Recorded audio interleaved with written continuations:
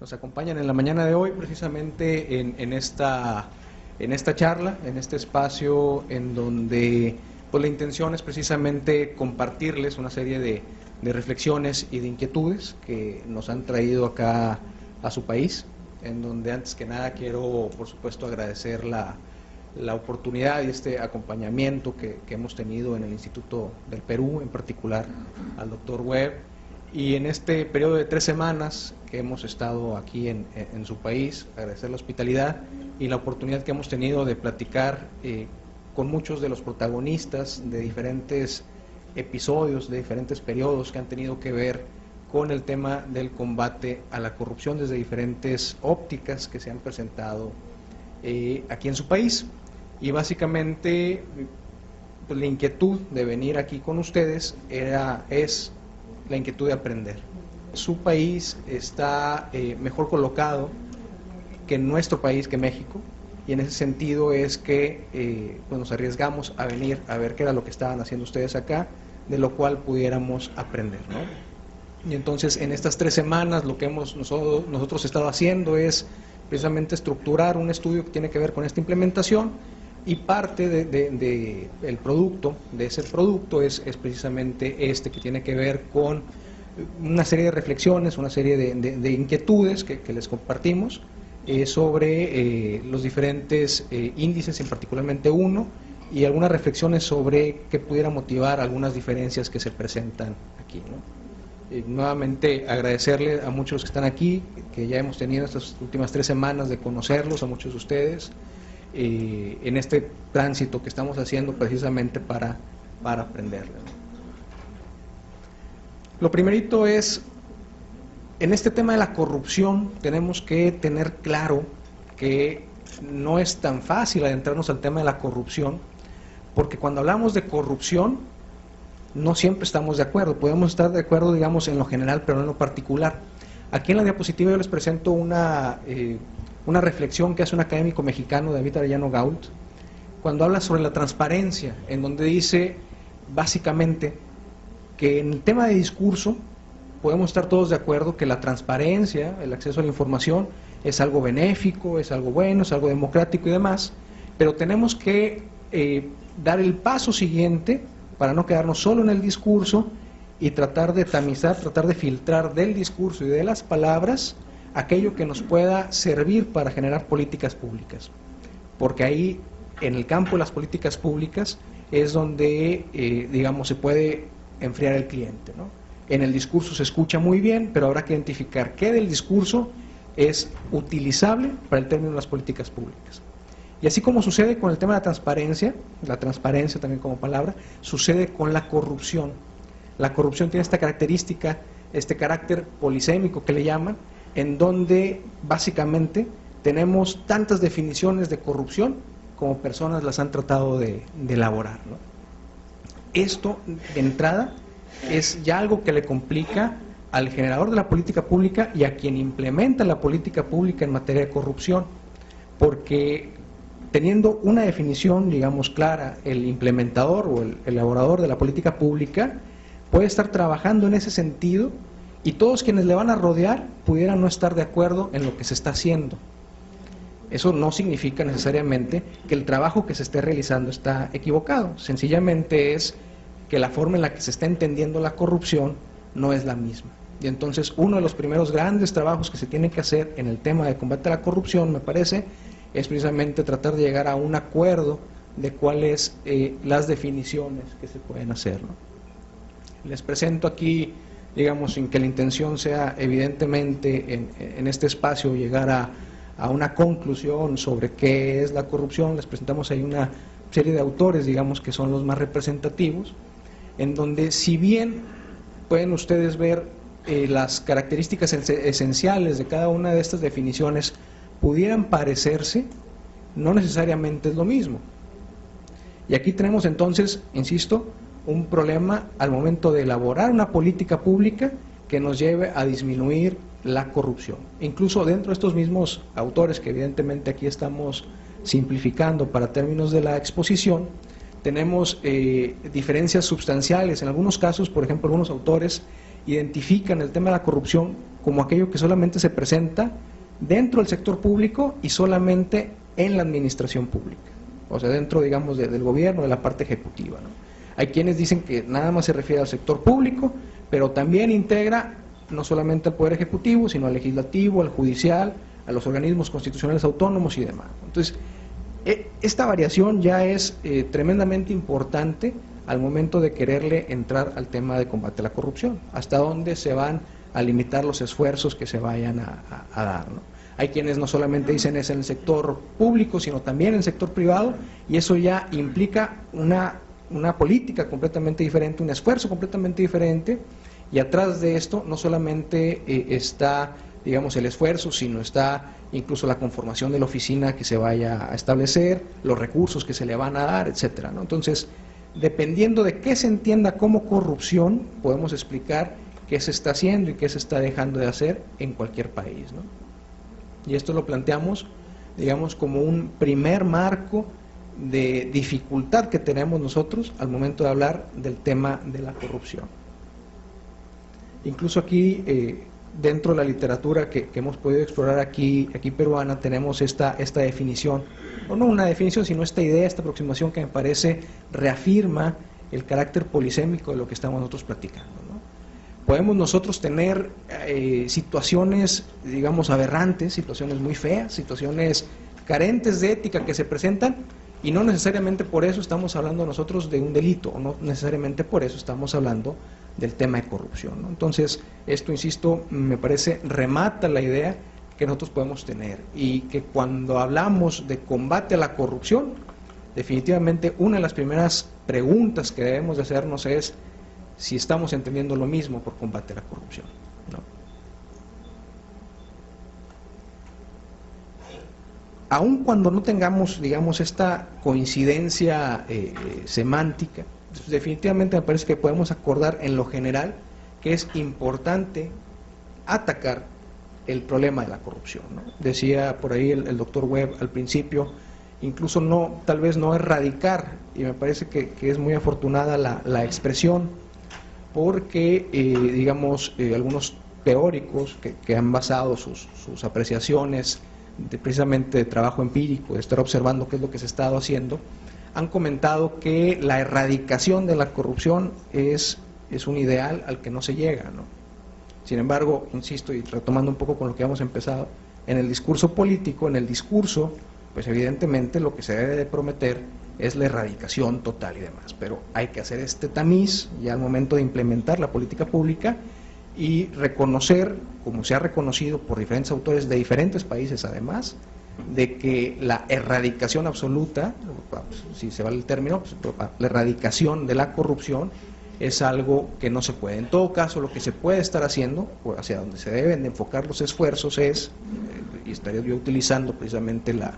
los comentarios de diferentes autores, es esforzarnos porque la situación sea menos injusta, porque a fin de cuentas la existencia de la corrupción lo que hace es desequilibrar en la arena las oportunidades que se puedan tener, ¿no? En donde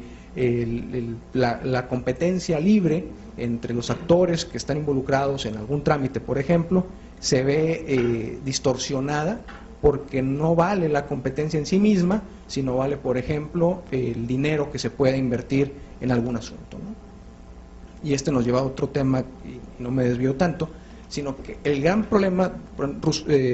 Susan Rose Ackerman precisamente dice que en primer término incluso la corrupción como tal, pues es un esquema de mercado perfecto, ¿no? En el sentido de que, bueno, si tenemos clara la idea de que quien pueda tener dinero puede tener ventajas en los trámites, pues es un mercado perfecto. Dice, el problema es, o los problemas son primero, de que como la corrupción se tiene que esconder, ya el mercado no es perfecto y se tiene que distorsionar, y entonces hay costos ocultos, hay información oculta, hay información dispar, etcétera, etcétera. Dice, y el segundo problema, gran problema que tiene que ver con esto, es que no todo mundo siempre tendrá el dinero para beneficiarse, y entonces a la larga se genera desigualdad, se generan injusticias, y siempre esto da o generaría una inconformidad, ¿no? Pero entonces,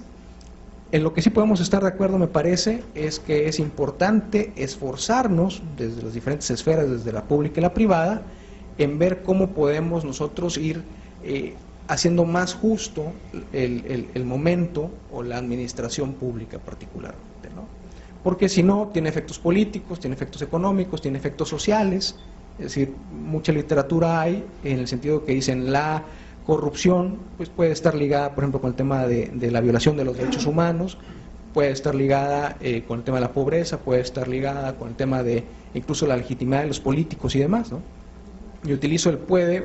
vamos, con toda la intención, porque, insisto, dependerá de cuál sea el concepto de corrupción que se ha utilizado en cada uno de los estudios, es el que nos aclara o el que, digamos, amarra el tema de qué es lo que se esté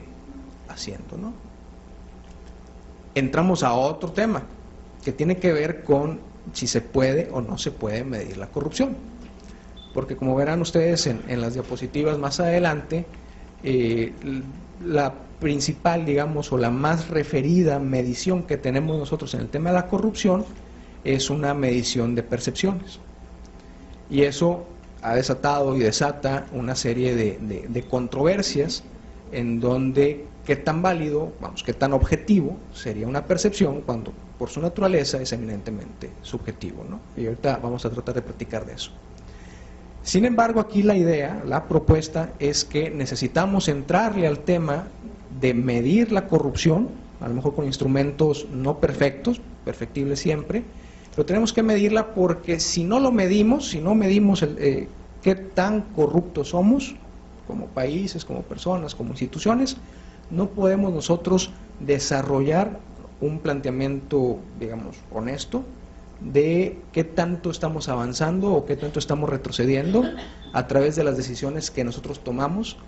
para implementar, insisto, una política pública ante la corrupción, ¿no? Y en todo caso lo que podemos hacer es hacernos tres preguntas. Es preguntarnos qué es lo que se está midiendo, cómo se está midiendo y quién lo está midiendo, ¿no? Porque de alguna manera estas tres preguntas nos pueden ubicar a nosotros como lectores, como personas que identificamos los diferentes índices o las diferentes mediciones. Podemos identificar la calidad de quien está midiendo, ¿no? La metodología de cómo se está midiendo y sobre todo cuál es la intención de estar midiendo el tema de la corrupción. Les pongo, si me permiten, un par de ejemplos. A nivel internacional tenemos estas dos mediciones, además de la que les voy a, o digamos en la que vamos a entrarle a estructurar un poquito más esta charla. Tenemos estas dos mediciones que tienen que ver con una realizada por el Banco Mundial y otra que está realizada por PricewaterhouseCoopers, en donde de alguna u otra manera se integra el tema de la corrupción a sus propias mediciones. Por ejemplo, en el índice de gobernanza del Banco Mundial, de los 6 indicadores, es decir, este índice se divide en 6 grandes bloques. El sexto de los bloques tiene que ver con el tema de la corrupción, ¿no? Y es una medición, digamos, constante en el tiempo, más o menos nos puede ir dando una idea de cómo está el país en términos generales. Sin embargo, para el tema particular que nos ocupa, se diluye un poco el tema de la corrupción, porque, insisto, es uno de los seis indicadores, que además variará dependiendo la posición que guarde el país. Es una especie como que dependiendo en cuál de los 3 estados se encuentre el país, de una escala que ellos tienen, le dan más o menor peso específico a cada uno de los 6 indicadores, ¿no? O el índice de opacidad, que sobre todo, bueno, que aquí el problema que se tiene de PricewaterhouseCoopers es precisamente esta cuestión temporal, ¿no? Que no podemos hacer una serie de tiempo, porque el estudio fue tal cual, el estudio se realizó en el 2001 y después se han presentado algunas otras estudios que tienen que ver con esto, pues, pero derivado de su metodología original. Entonces hay autores que mencionan que los resultados no se pueden comparar entre sí mismos y demás, ¿no? Hay 2 ejemplos aquí locales. Bueno, evidentemente hay más ejemplos locales y también hay más ejemplos internacionales, pero nada más para efectos de la exposición aquí los ponemos. Hay una medición que hace un académico aquí peruano, Alfonso W. Quirós, costos históricos de la corrupción, que me parece un esfuerzo muy interesante, en el sentido de que es una medición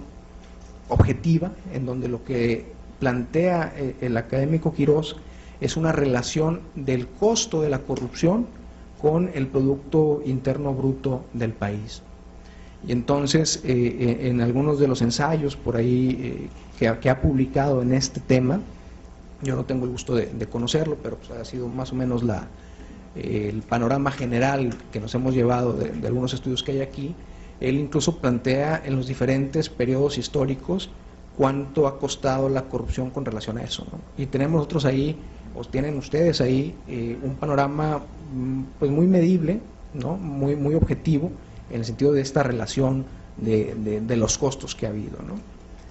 Y hay otro que es esta encuesta nacional sobre corrupción de Proética, la organización ustedes de aquí, que es sobre percepción de la corrupción, que tiene, como ustedes saben mejor que yo, 6 mediciones y que más o menos, o no más o menos, vamos, que sí puede plantear un desarrollo de cuál ha sido la percepción de la corrupción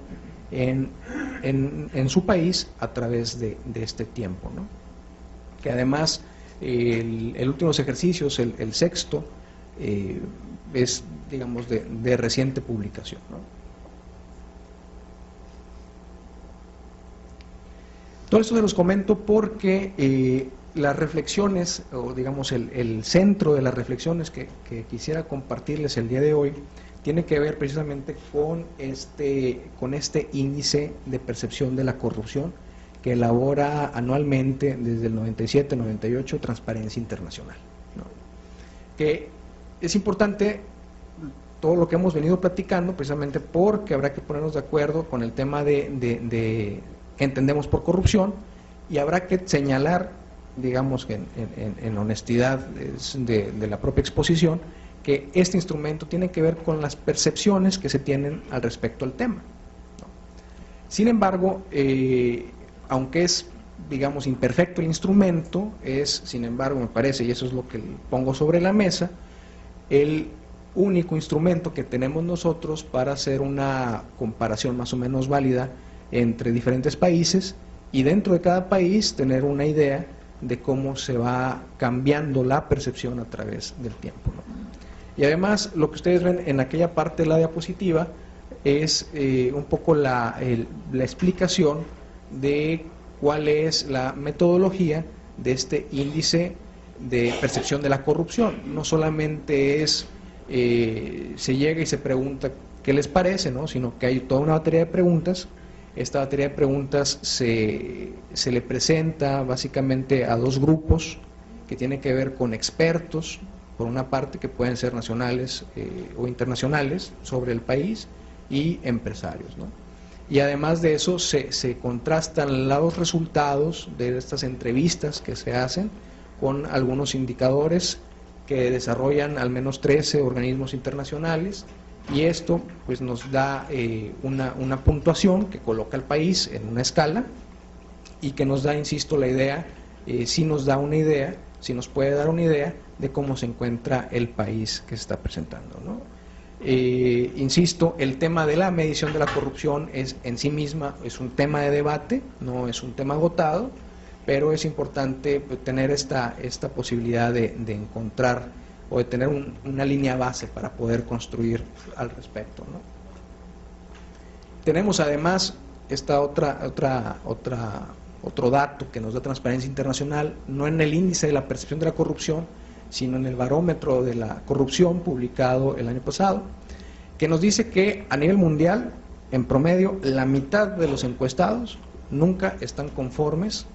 con el esfuerzo que los gobiernos tienen en tema de la corrupción, ¿no? Y esto lo traigo, digamos, y lo presento aquí porque me parece muy importante. Nosotros como latinoamericanos pensamos, voy a hacer esta afirmación, ya después me dirán si coinciden o no, pero como que somos muy críticos de los gobiernos, ¿no? Y creemos que no hay país más corrupto que el nuestro, y que no hay peor gobierno que el nuestro, ¿no? Sin embargo, esto que tenemos aquí, que nos lo da Transparencia Internacional, al menos en el tema de la percepción, bueno, no de la percepción, sino de la corrupción y de los esfuerzos que establecen los gobiernos, todos, no importa que seas latinoamericano o no, puede ser europeo, puede ser Estados Unidos, cualquier país, la mitad de los encuestados no están conformes con el esfuerzo que se emplea en sus gobiernos en el tema de la corrupción, ¿no? Entonces, esto también pues, más o menos nos ubica o contextualiza alguna de las ideas que aquí estamos planteando, ¿no? Esta es, digamos, la línea del tiempo que les quiero compartir y que es parte de las reflexiones o lo que nos está motivando al trabajo que estamos realizando, que es un trabajo en progreso, digamos, se está elaborando, pero queremos compartir, queremos encontrar las inquietudes que ustedes vean. Digamos, en la parte vertical, ustedes encuentran, digamos, podemos encontrar nosotros, digamos, en la posición del país, en donde se encuentra, y en la parte horizontal, el número de ocasiones en las cuales se ha hecho la medición. De rojo es Perú, el negro es México, y lo que estamos haciendo aquí es tratar de sobreponer los resultados de una década de lo que ha sucedido en Perú y lo que ha sucedido en México en la misma medición, que ha tenido algunos ajustes en la metodología, es cierto, sin embargo, por las características del organismo, que además es un organismo por ahí que es muy respetado, Transparencia Internacional, pues nos puede dar una idea de qué está sucediendo, ¿no? Algunas observaciones que tenemos nosotros ahí, pues evidentemente es una tendencia negativa, ¿no? Ambos países parecieran están subiendo, digamos, en esta gráfica ir subiendo no es bueno, ir subiendo significa que hay una mayor percepción de la corrupción, que estamos decayendo en el ranking internacional, ambos países tenemos esta tendencia. Tenemos un arranque parecido, es decir, este arranque que estamos poniendo aquí es en el año 2000, es un arranque parecido.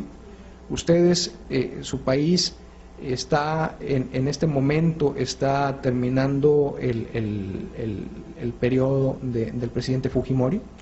Nosotros en México se está concluyendo con el periodo de dominación de un solo partido por cerca de 80 años, que es el PRI, y tenemos una alternancia en el gobierno federal, gobierno nacional, pero si se fijan, el Perú del 2000 y México del 2000, en estos términos son muy parecidos, ¿no? No hay una gran diferencia. Tenemos una tendencia negativa, tenemos un inicio parecido, tenemos una brecha, es decir, a principios de la década, es decir, 2000, 2001, 2002, 2003, por ahí, Perú, los resultados de Perú son mejores que los de México. Luego tenemos un periodo idéntico, prácticamente nos encontramos los dos países en la misma posición internacional, y luego tenemos un final muy diferente, en donde Perú está mejor calificado que México, ¿no? Y entonces tenemos dos grandes momentos en donde hay una diferencia importante. La primera, que es digamos, en los primeros 3-4 años de esta década, y en la fotografía del cierre de la carrera, en donde Perú está en una mejor posición que en la que se encuentra México, ¿no? Aquí evidentemente la pregunta que nos ha traído y que nos hemos estado planteando es que pudiera explicar estas diferencias, este primer valle que tenemos aquí y esta diferencia al final. Lo que les comparto es alguna reflexión de cuál pudiera ser esta explicación, y ya digamos que ustedes son los mejores jueces en este sentido, ¿no?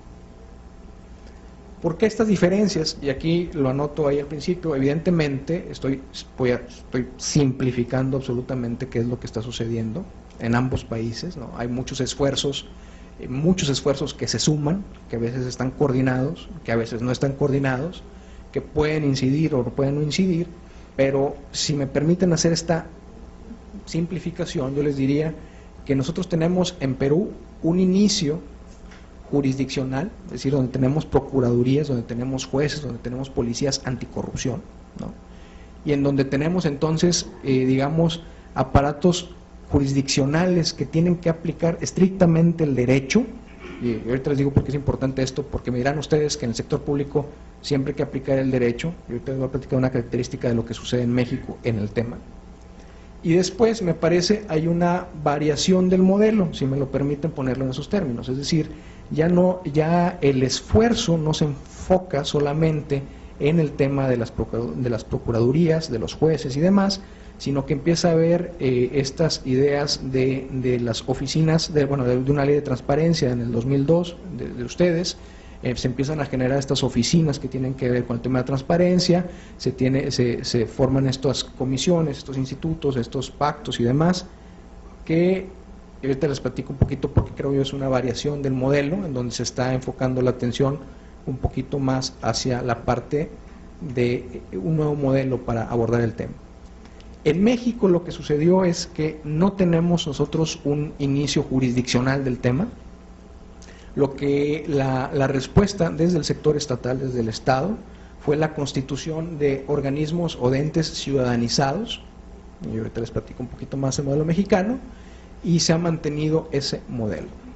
Para decirlo rápido, lo que a mí me parece es que las diferencias que se presentan entre el Perú y México se dan precisamente por esta diferencia en el inicio. Ustedes en el país, y no de manera gratuita, sino como consecuencia de un periodo que vivieron,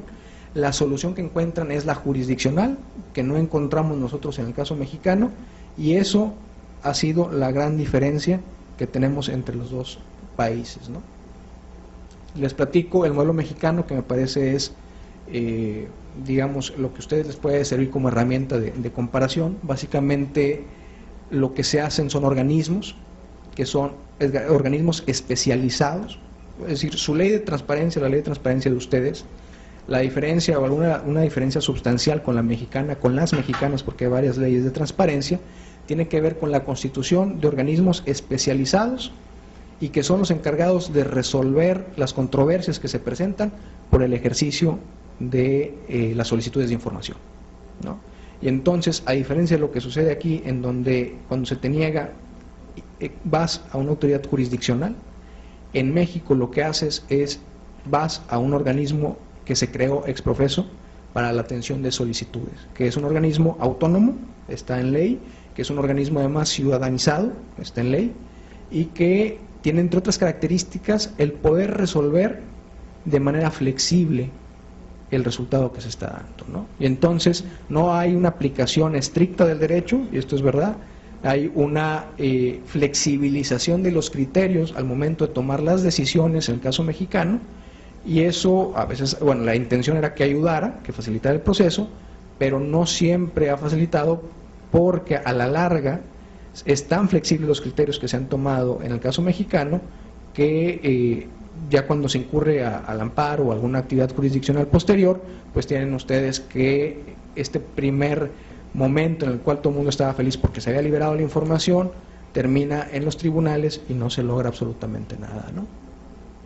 Tenemos entonces estos organismos en México ciudadanizados, es decir, la idea es que el ente superior, un consejo general, esté encabezado por ciudadanos que no tengan antecedente público notorio en la administración pública, que no sean de ningún partido, que digamos estén limpios, por ponerlo de alguna forma, dentro de estos organismos, ¿no?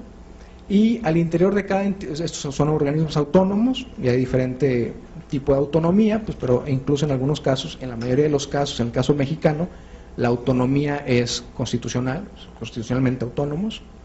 y hay unas unidades de enlace, es decir, oficinas en donde se recibe la solicitud, donde se tramita y demás, ¿no? Se hace énfasis en el modelo mexicano en publicar información en los portales de internet, lo cual ustedes también aquí tienen. De hecho, digamos, lo que conocemos nosotros como una de las grandes aportaciones de las leyes de transparencia de México al contexto internacional es esta idea de publicar todo en internet, ¿no? Lo cual no estuvo fuera de críticas, no se salvó de las críticas. Hay quienes dicen que no todo el mundo tiene internet, hay quienes dicen que aunque tengas internet es difícil que la información que lo que te presenta te sirva de algo, porque está, es decir, son datos, no necesariamente es información. Hay esta esta carrera por tener mejores plazos para responder, es decir, aquí ustedes tienen cerca de una semana, nosotros tenemos 20 días y digamos es la mejor marca que tenemos. Tenemos la afirmativa ficta en las leyes, en donde se pensaba era un requisito necesario, en el sentido de que si el organismo al que tú le haces una solicitud omite darte una respuesta, ¿sí?, lo que opera es que realmente sí te la debe dar, o sea, no te la negó y entonces te la debe dar, y si no te la está dando, tú vas con este organismo, y este organismo lo que hace es generar esta respuesta que se te va dando, ¿no? Hay una disminución en los requisitos y etcétera, ¿no? Para no abrumarlos un poco con esto, pero tiene que ver precisamente con esto, ¿no? Y lo que se presenta en México ha sido, digamos, dentro de los tres niveles, en el federal, en el estatal y el municipal, que son, digamos, tres niveles o órdenes de gobierno, lo que se fue presentando a partir de este 2000 fue una especie de carrera entre a ver quién tenía la mejor ley, la ley más innovadora, el mejor organismo, y el resultado que tenemos una década después es una especie de telaraña que confunde, una telaraña que complica la coordinación, una telaraña además de lo que son organismos, insisto, en donde la aplicación de la ley no es de estricto derecho, sino con carácter flexible, ¿no? Donde no hay, por ejemplo, una relación de subordinación entre lo que es federal, lo que es estatal y lo que es municipal, en donde los estados, incluso es decir, los gobiernos locales, fueron los que presentaron una mayor riqueza en cuanto a diseño de organismos estatales, precisamente por esto que les decía del paradigma dominante, en el sentido de que buscaba cada uno de ellos tener la mejor ley, ¿no?, y tener el organismo más autónomo en la ley, y tener los menores plazos, y tener la mayor información en internet y demás, que en un principio pareciera es prometedor este esquema, en el sentido de que pues, nadie pudiera estar en contra de tener el organismo autónomo más autónomo, ni la ley que te publica más información en internet. Sin embargo, hemos visto, retomando la gráfica de Transparencia Internacional, que al menos esta característica o el resultado que pudiéramos nosotros tener de los organismos estatales o el esfuerzo no se ha dado, ¿no? En los municipios, es decir, la instancia más local de gobierno, que tenemos 2.400 en México, un poquito más de 2.400 en México, es además las instancias que más solicitudes de información han recibido, ¿no? Y sin embargo, a partir del 2005, por una resolución de la Corte, se le quita al municipio la posibilidad de regular esta materia, ¿no? Entonces, a pesar de que era el lugar en donde la gente quería preguntar más, en donde quería ejercer su derecho de transparencia, en donde se podía estar discutiendo cómo se estaba manejando el dinero público, de alguna forma se le quita a partir del 2005, ¿no?, y se les debilita. Bueno, esto es un dato precisamente lo que les decía, de cuáles son los porcentajes de algunos de los estados, de una investigación que estuvimos haciendo por ahí en el 2009, en donde en estos estados, Coahuila, Guanajuato, Michoacán, Estado de México, esos son los porcentajes de todas las solicitudes que se presentan, la mitad, poquito menos de la mitad, van a los municipios, ¿no?, y el resto ya va al Estado, al Congreso, al Poder Judicial, etcétera, ¿no? Y aún así, aún que con dato, digamos, podemos decir que el municipio era la instancia más requerida, se le niega, ¿no? En los estados sucede más o menos lo mismo que a nivel federal. Tenemos estos organismos ciudadanizados, autónomos, promotores de una cultura de transparencia, que es también o se considera como una de las innovaciones que tiene que ver con insertar en la ley la obligación de generar un programa de cultura de la transparencia que involucre aquí sería el ministerio, pues, a la Secretaría de Educación, de que en los planes de estudio de todos los niveles se integren contenidos de transparencia, de acceso a la información, de combate a la corrupción, de rendición de cuentas, etcétera, etcétera, ¿no? Es por ley que se tiene que generar este programa anual y que se tiene que aprobar de forma anual y que debiera estarse observando, ¿no? Nuevamente, aquí hay en el 2007, en nuestra vida, digamos, en esta década, hay un pequeño, hay un piso mínimo en la Constitución, y ese piso mínimo que quería de alguna forma reglamentar, digamos, o homologar la naturaleza de los organismos, fue tan mínimo que los avances que se habían logrado a nivel estatal fueron, digamos, bajados, fueron disminuidos. Esta idea de tener organismos ciudadanos se basa me parece, no se basa, vamos, pero se explica en este extracto de un texto de uno de los generadores precisamente del modelo, que es Ernesto Villanueva, en donde la idea de que tener no juzgados especializados en el tema de la corrupción, sino tener organismos de la transparencia, se justificaba por esto, ¿no? Porque era más amigable, porque era más sencillo, porque la ciudadanización de los organismos debía generarle legitimidad al organismo, ¿no? Y a la larga lo que hemos visto, lo que hemos estado estudiando, las conclusiones que hemos tenido, es que la autonomía que está en papel, no se logra en la práctica, porque al tener ciudadanos sin experiencia en la administración pública, se genera un organismo que no conoce cómo se administra el sector público, y entonces tiene que, de hecho, recurrir al sector público, hacerle preguntas, y en donde en su ignorancia, pues lo que se le comenta desde el sector público se toma como verdad absoluta, ¿no? O que en su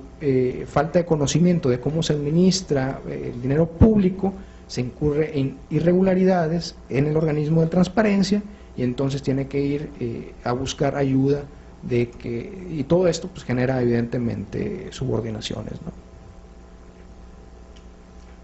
La pregunta incómoda en México ha sido ¿por qué después de tener un instituto federal, varios organismos federales en diferentes poderes, 32 institutos estatales en materia de acceso a la información, además por supuesto de las contralorías, etcétera, etcétera, que no ha sido, y por esto hablaba yo de una simplificación, que no ha sido el eje utilizado en el país en el tema de corrupción? ¿Por qué no ha habido este avance, ¿no? ¿O cuál ha sido el avance que se pudiera decir ha habido en la forma en la que se ha implementado la política pública? Lo que tenemos es este ranking internacional del que ya hemos platicado, porque fuera de ahí no hay al interior de ninguno de estos organismos el dato de si lo que están haciendo o no están haciendo está incidiendo de alguna manera en los objetivos de la transparencia, del combate a la corrupción y de todo lo que se le pueda asociar, ¿no? Esta es la variación que yo les comentaba, que me parece, insisto, simplificando el tema. Ha habido un primer momento que tiene que ver con la jurisdiccionalización, digamos, del esfuerzo, y se ha ido mudando más hacia la generación de organismos más de tipo administrativos, más coordinadores, más planificadores. Es un poquito lo que se hizo en México, ¿no? que desde mi óptica, o es digamos lo que hemos estado estudiando, no ha sido efectivo. Me parece que ha habido más resultados, o por lo que he estado viendo con este arranque que han tenido ustedes. Y además esta es una tendencia, a finales del año pasado incluso hay una propuesta de código tipo que se empieza a socializar, de cómo deben ser las leyes de transparencia, y en donde uno de estos elementos tiene que ver con parecerse más a lo que tenemos nosotros en México, en el sentido de un organismo, un Instituto Nacional de Acceso a la Información Pública, ¿no? Va más o menos hacia allá la tendencia, ¿no? Ya en esta parte de cierre, para comentar lo que ustedes gusten, es si esta situación de que hay una tendencia negativa hacia la corrupción, de que si pareciera que de repente los esfuerzos no están bien enfocados y demás, si nos debe de alguna forma desmoralizar en lo que estamos haciendo, me parece que claro que no. Dentro de lo que es el diseño organizacional de una política pública, algunos autores, entre ellos Woody, lo que nos dicen es lo que hay que hacer es aprender del error, ¿no? En los estudios de la implementación de las políticas públicas desde la década de los 70 realmente se genera porque en todo el mundo lo que se planifica es muy diferente a lo que termina siendo, ¿no? Y eso es muy claro, y no es un mal de ningún país, sino es un asunto de políticas públicas. Es la forma en la que siempre sucede, y en todo caso hay que tener este esfuerzo constante para no decir, oye, este producto no es como me habían dicho que iba a ser y entonces tú eres el culpable, o tú no estás haciendo tu trabajo, o todos ustedes lo que pasa es que son corruptos, ¿no? Sino que es parte de un proceso natural en donde lo que se tiene planificado no termina siendo eso, y lo que habrá que encontrar es por qué no fue, y tener la madurez, tanto como sector público como desde el sector ciudadano, pues de ver cómo se puede ir apuntalando esta posición, ¿no? A fin de cuentas de ir acrecentando, ¿no? Dos gráficas más que tienen que ver precisamente dentro de la perspectiva de las políticas públicas. Ahí me parece dos gráficas que son muy interesantes. Esta tiene que ver con el ciclo de atención a los temas, que fue elaborado también desde finales de los 80s, en donde se nos platica que todos los temas, incluido el tema de la corrupción, tiene esta dinámica, ¿no? Tiene un primer momento en donde hay un preproblema, donde nadie sospechamos que el tema, digamos, de la corrupción es un gran problema. Algo sucede, de repente, ¡paz!, se destapa el problema y de repente hay un descubrimiento eufórico y entonces algo hay que hacer, se hace, ahorita les pongo la otra diapositiva, se empieza a ver cuáles son los costos, no solamente monetarios sino humanos, empieza a haber una disminución del problema y después algo sucede con el problema que se vuelve a dormir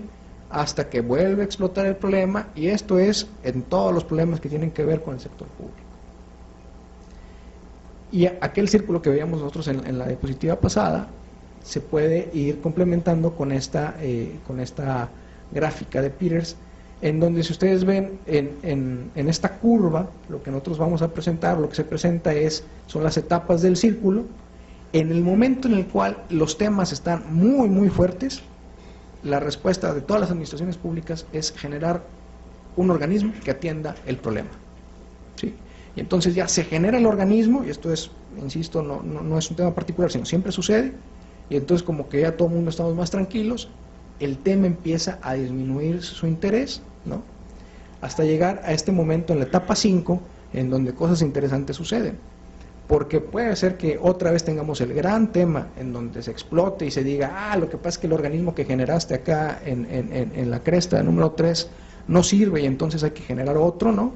O que el propio organismo generado empiece a buscar cómo estar justificando su permanencia, ¿no? Que además también es algo muy natural. Las organizaciones se reinventan, aunque parezcan las mismas, se están reinventando porque siempre tienen que estar vigentes, ¿no? Tienen que estarse dando, y entonces aquí en el número 5 existe precisamente, y esto insisto es en todos los temas, existe esta necesidad de estarse reinventando, o en este señalamiento de que lo que se hizo no fue lo correcto, y entonces otra vez empezamos con esto, ¿no? Y finalmente, para algunas de las pues conclusiones, o algunos de los hallazgos más que conclusiones de este trabajo, que insisto es un trabajo que está en progreso, tiene que ver con lo que me quedo es que hay lecciones que tienen que ver con estas medidas jurisdiccionales del principio de la década de ustedes, que me parece han incidido, incluso con las personas con las que he podido platicar en estas últimas 2 semanas. Si hay algo en lo que coinciden es que este primer impulso que hubo en 2000, 2001, 2002 sobre todo, fue un impulso muy importante, con resultados muy particulares, y que después, insisto, y esto me baso en las entrevistas que he tenido, después hay una percepción de que se ha perdido un poco el foco en el tema, ¿no? Pero tenemos este gran impulso. Yo me quedaría también con esta idea de que esta variación del modelo me parece, al menos en el caso mexicano, no ha resultado. México termina en la carrera de combate a la corrupción peor que Perú, que de alguna forma la explicación que yo hasta el momento me he dado es que si ustedes, aunque haya una tendencia negativa, están en mejor posición, tiene que ver porque hay una percepción de que las cosas se están haciendo, y que las cosas se están haciendo sobre todo desde el tema jurisdiccional, ¿no? Entonces básicamente eso es las reflexiones, el comentario que el día de hoy tenemos aquí para ustedes. Muchas gracias.